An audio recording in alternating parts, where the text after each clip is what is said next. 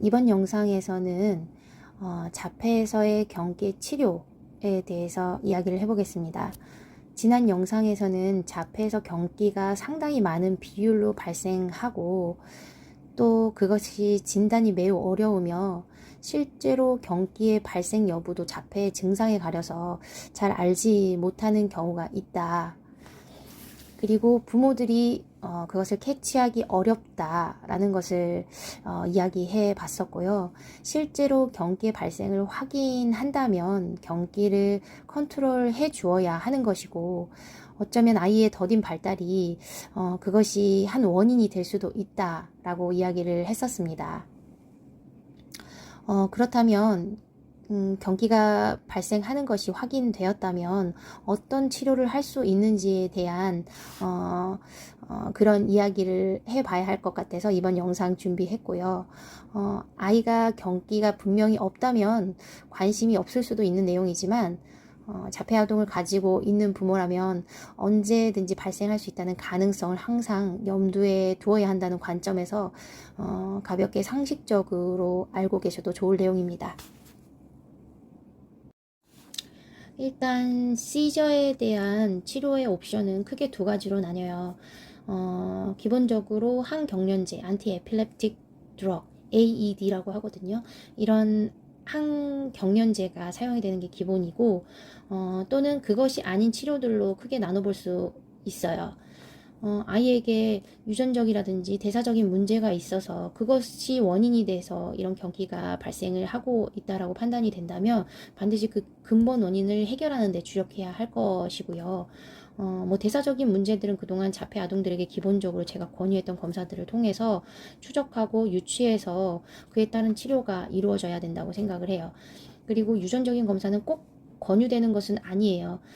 반드시 자폐라면 이 경기에 관련된 유전적 검사를 모두 해야 되는 것이 아니고, 경기가 있다는 것이 확인이 되었다면 자폐의 특성을 고려해서 그 경기를 보는 전문가의 판단에 따라서 그에 맞는 유전자 검사들을 확인해야 될 거예요. 그에 따른 검사 리스트들이 이렇게 쫙 있는 거죠. 일단 경기를 하는 것이 확인이 됐고 그것이 반복적이라 판단이 되면 에필렙시라 진단이 되겠죠. 어린아이라 할지라도, 나이가 굉장히 어리다 할지라도 이런 경기가 계속해서 반복적으로 발생을 한다면 기본적인 치료로 AED, 그러니까 항경련제 사용이 첫 번째로 권유가 될 겁니다. 간단히 흔하게 쓰이는 항경련제를 알아두는 것이 좋고, 아이에게 맞는 항경련제를 찾아가야 해요. 처음에는 일반적으로 큰 부작용이 없고 경기 컨트롤이 잘 되는 효과적인 그런 항경련제로 시작을 하겠지만, 경기가 컨트롤이 잘 되지 않을 때는 그 외 다른 약제로 이제 전문가의 판단에 따라 바꿔갈 수 있습니다. 항경련제는 우리 ASD 아동들에게 추천되는 몇 가지가 있어요.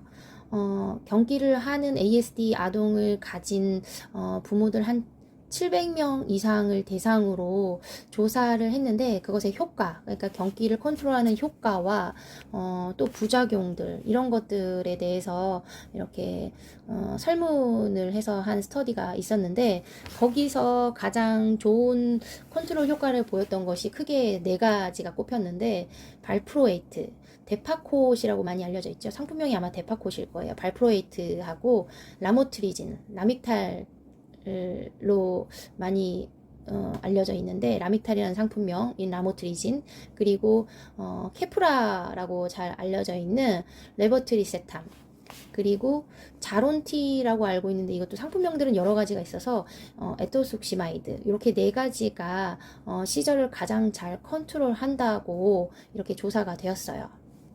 써본 사람들의 말이니까 아무래도 좀 일리가 있고, 이것은 실제로 뉴럴로지스트, 그러니까 신경학 하시는 분들도 요 네 가지를 가장 추천하고 있다고 들었어요. 이 발프로에이트나 라모트리진은 무드, 그러니까 우리의 기분에 영향이 가장 적대요. 이 항경련제를 쓰면 부작용들이 여러 가지가 나오는데, 이런 기분에도 영향을 주는 것들이 이 기분의 영향을 가장 많이 흔하게 주나 봐요. 그런데 이 발프로에이트나 라모트리진은 이런 기분의 영향이 좀 적고, 또 라모트리진은 뭐 여러 가지 기타 부작용들이 가장 적은 것으로 알려져 있어서 첫 번째 시도하는 약으로 이 라모트리진이 많이 쓰이기도 하는 것 같아요. 또 케프라도 그렇고. 이런 항경련제가 경련을 이제 컨트롤하기 위해서 이제 어쩔 수 없이 사용하게 되는 약이지만, 경련은 컨트롤을 하지만 또 다른 이제 소소한 부작용들이 있을 수가 있어요.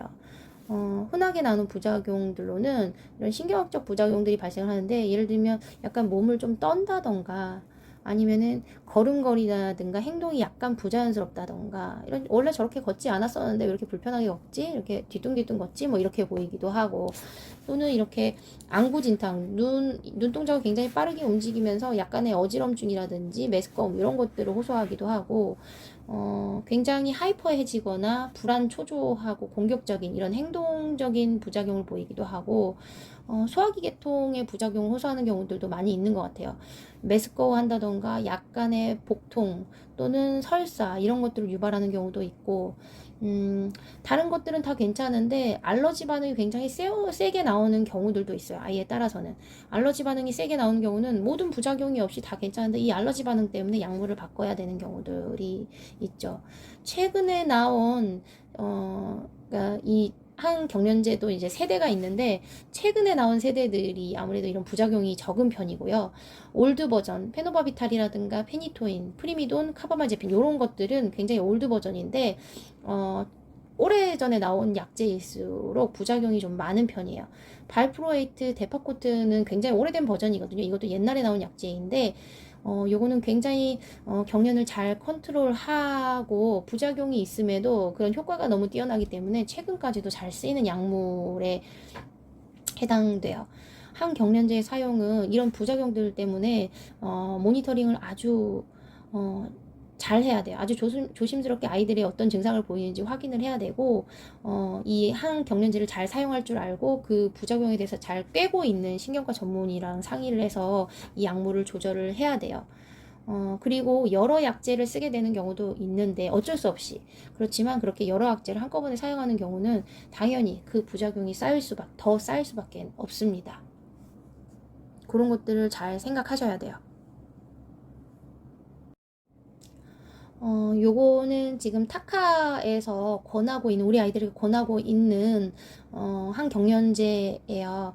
아이들의 증상에 따라서 피할 것, 그것을 대신에 사용해 볼 수 있는 것들, 이런 것들을 지금 제시를 하고 있는데, 보시면 가스트로인테스티널 디스오더라는 것은 이 위장관에 어떤 증상이나 질환이 있는 경우에는 피하라는 게 발프로에이트, 데파코트를 피하라고 해요. 가능한 것은 그거보다는 라모트리진이 그런 것들에 영향이 적으니까 라모트리진을 사용을 해라, 이렇게 얘기를 하고 있고, 두 번째 줄 보시면 미토콘드리아 디스오더, 그러니까 미토콘드리아에 문제가 있는 경우, 우리 아이들 굉장히 흔하죠.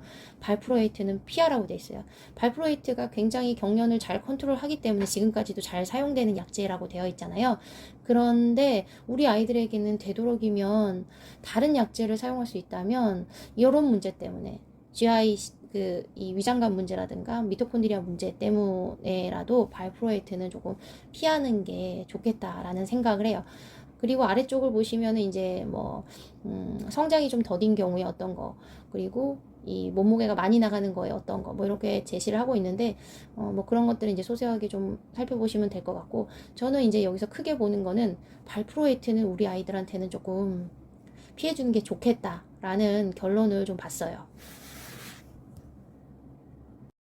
방금 말씀드렸던 발프로에이트, 상품명 데파코트, 이게 효과는 굉장히 좋아요. 경기를 컨트롤하는 효과는 굉장히 좋은데 여러 가지 부작용을 많이 가지고 있어요. 특히 이게 헤파토톡시시티, 그러니까 간독성을 가지고 있어서, 아까도 말씀드렸지만 이 미토콘드리아에 문제가 있는 경우에 이 간독성이 더해진다 할 경우에 굉장히 우리 아이들은 취약할 수 있어요. 이 해독이 안 그래도 떨어지는 아이들인데, 해독능이 떨어지는데 거기에 헤파토톡시시티, 간독성이 더해지고 미토콘드리아에 뭔가 이렇게 타격을 준다, 이런 것들은 굉장히 우리 아이들에게 컨디션을 굉장히 저조하게 하면서 리그레션, 퇴행을 할 수 있는 그런 찬스를 줄 수 있는 것에 하나가 될 수 있다고 저는 생각을 해요. 이것을 줄이기 위해서 L-카르니틴을 같이 복용하는 것이 도움이 된다라고 하는데, L-카르니틴이 좋죠. 미토콘드리아에도 좋고, 뭐, 간에도 좋고, 그 기능을 도와주는데 굉장히 도움이 되지만, L-카르니틴 자체가 복용을 하게 되면, 요거를 먹이로 잘 삼는 아이들이 있어요. 이 곰팡이들이 요것을 먹이 삼아서 굉장히 증식을 하기 때문에, 굉장한 곰팡이의 기승 증상들을 눈으로 확인하실 수 있을 거예요. 또한 이 데파콧은 암모니아를 누적을 시켜요. 이 암모니아가 사실은 누적이 되면 이게 신경독으로 작용할 수 있어요. 우리 간암 환자라든가 간 경화 환자들 보면 암모니아를 몸에서 해결을 잘 못해요. 그러다 보니까 암모니아가 누적되면서 간성 혼수를 겪는 경우들이 있어요. 이런 것처럼 이 발프로에이트가 그런 것들을 조장할 수 있고, 췌장의 염증을 가져오는 경우들이 많다고 해요. 췌장염을 겪는 경우들이 있어요. 그리고 몸무게를 좀 늘리고 모발을 가늘게 하고 여러 가지 부작용들을 많이 갖고 있는데, 어쨌든 요 아래도 지금 발프로에이트를 피해야 되는 경우들을 언급한 것이 중에 하나가 미토콘드리아에 문제가 있는 경우에 발프로에이트를 피하라고 되어 있어요. 우리 아이들한테는 적당하지 않은 약제가 아닌가 생각이 됩니다. 라믹탈, 라모트리진은 심각한 부작용이 적고 환자들한테 순응도가 좋은 편이에요. 이게 먹어서 크게 부작용이 많지 않다 보니까 쉽게 이것을 유지해 가는 경우들이 많고, 그걸로 이제 경기를 잘 컨트롤하는 경우들이 많은데, 이게 큰 단점이 알러지 반응이 잘 일어나요. 그리고 알러지가 발생하는 경우에는 굉장히 그것의 심각한 형태인 스티븐 존슨 신드롬으로 발생한 사례들이 몇 있어요. 스티븐 존슨 신드롬은 피부와 점막에 발생하는 자가 면역성 질환으로, 심한 경우는 생사를 헤매는 경우도 발생하는 그런 무서운 질환이에요. 그래서 그런 알러지 발생만 없다면 이 라믹탈이 굉장히 좋은 약이다 라고 볼 수 있을 것 같아요. 다음은 케프라, 레보트리세탐인데요. 요것도 심각한 부작용의 발생률이 굉장히 낮고, 가장 안전성이 뛰어난 항경련 중에 하나로 꼽혀요. 그런데 이것도 안전하지만 이제 부작용이 있죠. 이제 흔한 부작용으로는 요거는 불안이나 초조, 기분 변화, 이런 약간의 공격성과 같은 행동적인 부작용들이 좀 나오는 경우가 있대요. 그런 경우는 비타민 B6와 같이 복용을 할 때 그 부작용을 낮출 수 있다고 되어 있대요. 어쨌든 케프라도 좋은 약이고, 이용해 보기 괜찮은 항경련제 중에 하나인 것 같아요.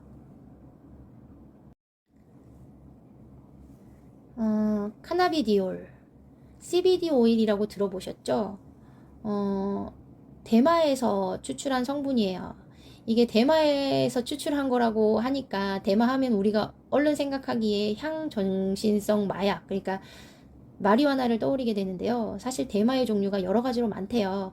우리가 여기서 말하는 CBD 오일은 환각 증상을 많이 가지고 있는 이 마리화나 같은 대마가 아닌 다른 종류의 대마에서 추출이 된다고 해요.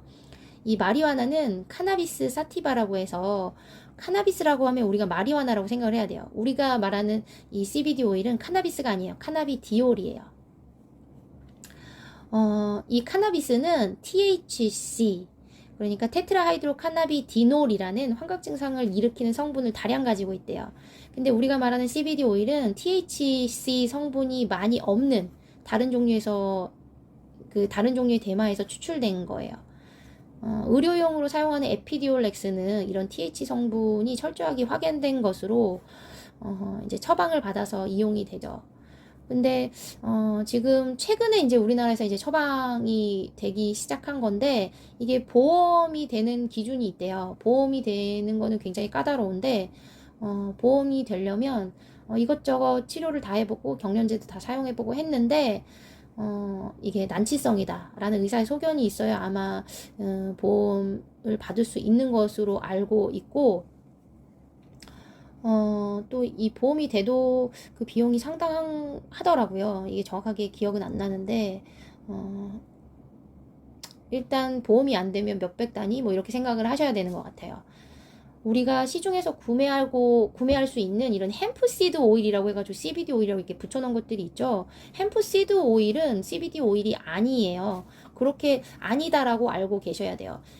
햄프 시드 오일은 햄프, 그러니까 대마의 씨앗에서 추출한 오일인데요. 대마의 씨앗에서는 사실 이 CBD 오일, 우리가 노리는 카나비디올이 굉장히 아주 극소량, 극미량 들어있다고 보시면 돼요. 대부분의 이 카나비디올의 성분은 이 대마의 꽃과 잎에 존재하고 있대요. 잎사귀. 그래서 거기에서 추출한 것이 카나비디올이지, 햄프 시드, 그러니까 이 종자유라고 되어 있는 거는 CBD 오일이 기본적으로 아니라고 알고 계시면 돼요. 사실 CBD는 알아야 될 것들이 굉장히 많아서 언제 따로 얘기해봐도 좋을 것 같아요. 이것만으로도 1시간은 얘기할 수 있을 것 같고요. 아무튼 이것이 경기를 줄이는 효과를 가지고 있고, 브레인을 포함한 신경계, 면역계의 염증을 줄이고 산화 스트레스를 줄이는 것으로 그 분명한 효과가 알려져 있어요.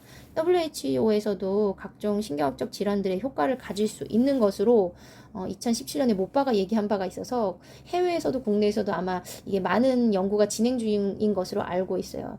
그리고 이것이 사실은 자폐 이 아이들에게 꼭 경기만이 아니라 이제 다른 증상들에도 효과가 있다라고 여러 가지 스터디들이 되어 왔는데, 이게 대부분의 작은 규모이고 또 케이스 스터디에 불과해서 실제로 사실 RCT 연구가 대대적으로 되어야 할 것 같아요. 그렇지만 케이스 스터디나 그 작은 규모의 스터디에서도 그 효과들이 상당하다고 이렇게 이야기가 되고 있어서 실제로 해외에서는 자폐의 경우에 이것을 치료에 많이 이용하고 있는 것으로 알고 있어요.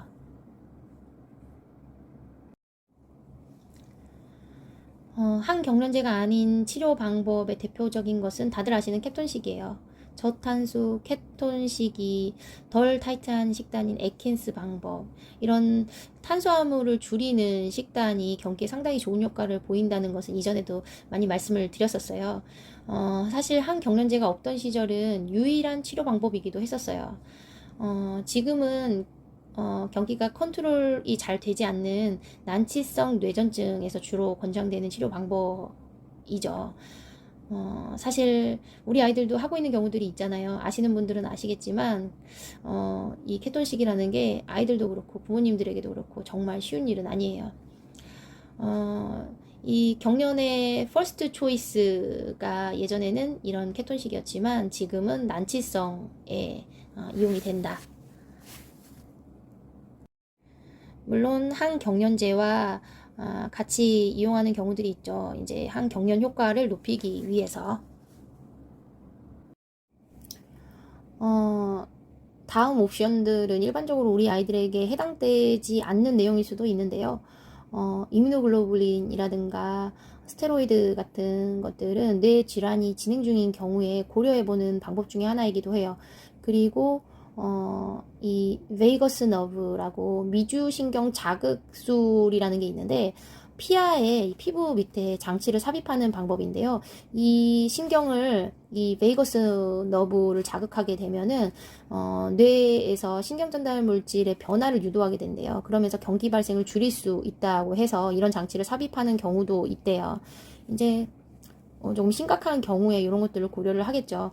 그리고 마지막으로 경기하는 환자들한테 수술을 진행하는 경우도 있는데요.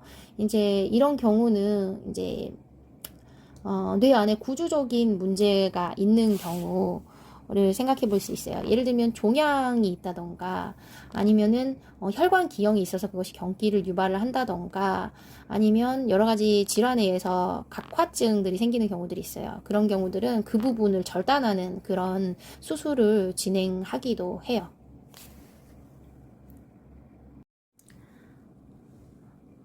이번 영상과 지난 영상은 타카나우 사이트에 이 세 분의 의사분들이 올려주신 내용을 바탕으로 이야기를 해봤어요.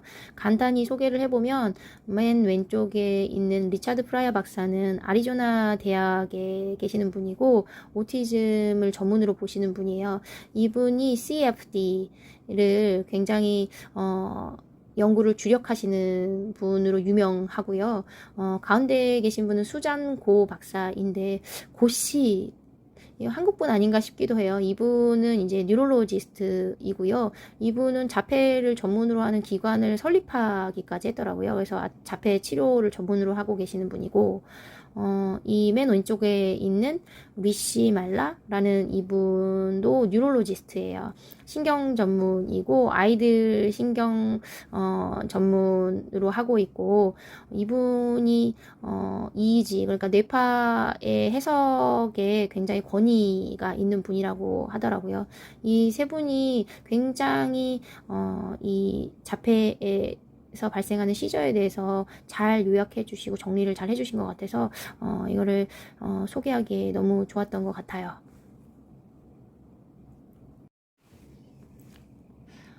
우리나라에도 이런 분들이 좀 나왔으면 좋겠습니다.